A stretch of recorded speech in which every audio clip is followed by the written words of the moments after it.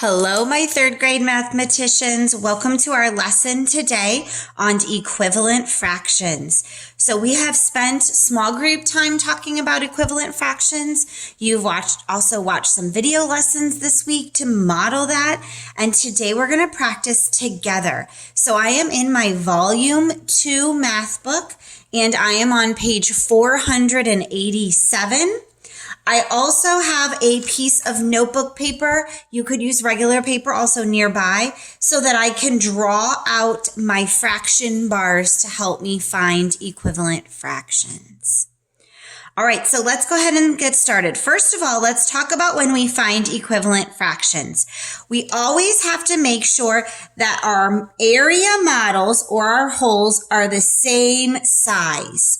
We can't compare a medium pizza and a large pizza because they're a different size. So our beginning rectangles, remember, have to be the same size. Okay, we always want to make sure that we shade the same parts. So we always either start at the top or start at the bottom, or if we're making a fraction strip, we start left, not on the right, in the same spot. If I had shaded this part and then up here, it would have made it very hard to compare it over here, okay? So let's go ahead and complete number 1 here. We have one model that is drawn out here to show 1/3, and we need to draw this one to show an equivalent fraction. So I know by thirds that my numbers that are going to be common are going to be 6 or 9 because 3, 6, 9 are multiples of each other. Okay, so to show 6, we're going to draw the same 3 lines from the thirds. Notice how I drew them across. And then we're going to split it down the middle. And now I have 6th. I look at this one, I have shaded the top, so I need to shade the top row. So now my shading is equal, and instead of 1 out of the 3, I now have 2 parts out of 6 shaded. So my equivalent fraction is 2/6. Now, small group wise, we've also talked about that in order to go from 3 to 6, we multiplied 3 times 2. And whatever we do to the bottom, we also have to do to the top. So 1 times 2 would also help me to find my equivalent fraction. Looking at number 2 here, they've given us this fraction strip already. So we have one whole. We have the whole broken into 4ths. If I kept drawing, I would have 4 parts. And we have 1/8. They want us to use it to find the equivalent fraction. So here is my 1/4 shaded. And if I know fourths, we know that we can go either up or down. And so 4 goes to 8. Again, we could have multiplied to find it, or we can match up. How many 8ths are there? There are 2. So we could have used multiplication or the fraction strip to show that 1/4 is the same as 2/8. All right, let's go ahead and go down here to number 3. Same thing. They've given us a fraction strip, and we need to find equivalent fraction for a half. Remember, halves are equivalent to 4ths and 1/8 because we count 2, 4, and 8. 2 and 4 and 8 are all multiples of each other. Just like up here, we talked about 3, 6s, and 9s. So when I'm looking here, they want us obviously to find a fraction equivalent with a 4th because I see that my unit fraction below is 4ths. And how many 4ths are equivalent to a half? That would be 2/4. And I can look at this by saying 2 is half of 4. All right, let's go to number 4. Here we have an area model already shaded. This area model is showing 1/2. I could even put my unit fractions in here. And they're asking me to find 1/8. So remember, we always go in first and we make sure that our matches up. So we have a 1/2 and a 1/2. I'm going to go ahead and shade the same portion. And now I need to break this into eighths. So remember to break it into eighths. We go ahead and break each half into half to get fourths. And then we can break each half again. So we can actually shade it this way. And now I have eighths. And how many eighths are in our shaded region?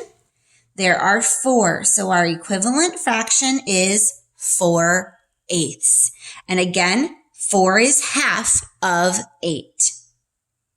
All right, now we're down here to the part where we need to use equivalent fractions and make our own strips. So for number 5, we need to find an equivalent fraction for 3/4, and we're going to go to eighths. So I'm going to grab my notebook paper, and we're going to go ahead and make a large rectangle. And then we're going to take our rectangle and split it into 2 smaller rectangles. This way I remember that my whole is the same. For the top rectangle, I write the first fraction. So I'm going to write that this is going to model 3/4. And for the bottom one, we know we're going to find it into eighths. We don't know what it is yet. So I'm going to go ahead and make my top rectangle into my 4 equal parts, which means I cut it in half, and then we cut each half in half to get to fourths. I'm going to shade 3 of them. So 1, 2, and 3. Then we're going to go ahead and make our eighths. So remember to do eighths. We still bring down our same lines from fourths because we want them to show equivalence. Then we're going to break each one of those in half again to show 8 equal parts. And I'm going to count 1/8, 1/8, 1/8, 1/8. Make sure there's 8 of them. 1, 2, 3, 4, 5, 6, 7, 8 parts. And I'm going to shade to match. So this whole piece was shaded. This whole piece is shaded. And this whole section was shaded. How many eighths are now in the shaded part? There are 6. So I'm ready to come into my book and say 3/4 is equivalent to 6/8. Number 6. Now, some of you might be looking at this and saying, but Mrs. Weinkind, we can't go from 6 to 8. That wasn't part of our multiples. But I want you to look carefully. What do we know about 6/6? You should be saying that equals 1 whole. And so I know that when the numerator and denominator are the same, I've covered in the entire picture. So how would I show 1 whole with eighths? That would make it 8/8 because the numerator and denominator would show 1 whole. So whenever we are using equivalent and they're matching it up as numerator and denominator are the same to show 1 whole, then I would just need to do the same for the second equivalent fraction. All right, let's look at number 7. Number 7 is asking us to do 2/6 2/3. So again, I'm going to use my notebook paper. I'm going to draw that larger rectangle, and if you want to, draw it on 4 lines. We have the same size rectangle for both of my fractions here. I'm going to go ahead and split that in half for my 2 rectangles. And if you need to, draw a little line on the outside to show where those 2 rectangles are split into. I look back, the first fraction was 2/6, so I'm going to put 2/6 for my top. And the bottom one we need to put into thirds, and we don't know what the numerator is yet. So I'm going to go ahead. The bottom tells me 6 equal parts. Remember, to get to 6 equal parts, we start with thirds. Then we break each third in half. And I check, do I have 6 parts? 1, 2, 3, 4, 5, 6 equal parts. And I'm going to shade 2 of them. Now my fraction is matched.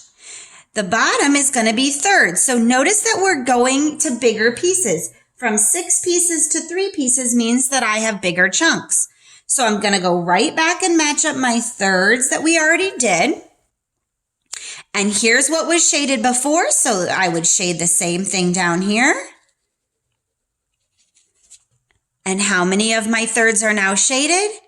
It would be one of those thirds. So my equivalent fraction for number 7 is going to be 1/3. And let's go ahead and do number 8. 4/8 is equal to how many halves?